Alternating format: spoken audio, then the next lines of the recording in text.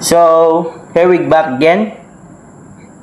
We are in the experiment 13 using the NAND gate. So, from the past experiment, NAND gate, we know that all input that have the same value or the same state, it will be if all high, then the input will be 0. If there's only 0, 0, the output will be high. If 1, 0, the output will be high also. And also 0, 1, the output is also high. So in here, we'll try how we use an NAND gate.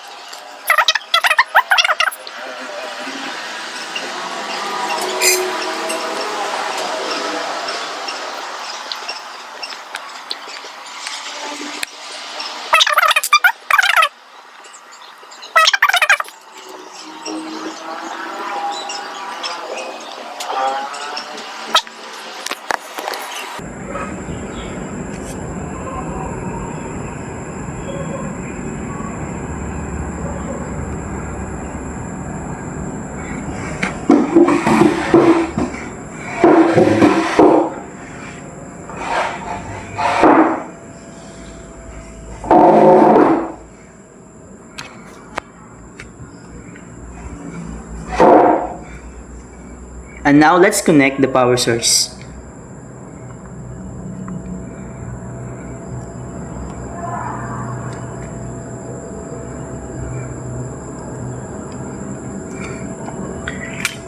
The switch logic is state in low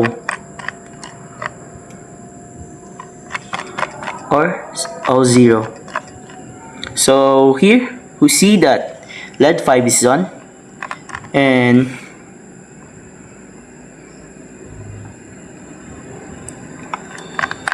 LED 5 is on, and that is correct because 0, 0 is the output is 1. Here when we try to on the D0, the LED 1 also on, but instead the D2 is not.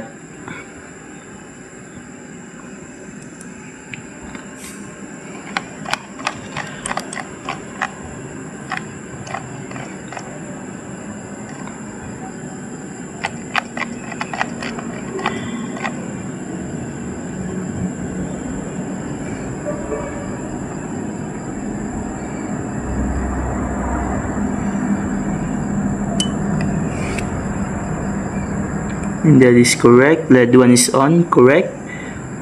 Then when it's on LED 2, 1, 1, the LED 5 is gone right now, and it shows that the switch 1 is 2 is on the high state, and now the LED 5 is up because 1, 1 in NOR gate is 0. Next, we on the L1, 2, and 3.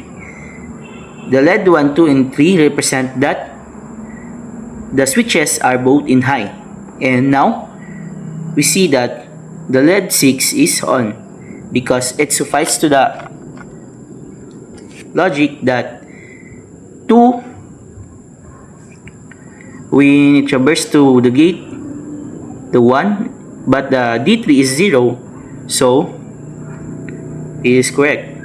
When all inputs are high, C 1, 2, 3, 4 is on, but only LED 6 is high. That is because LED 6 and LED 4 is high.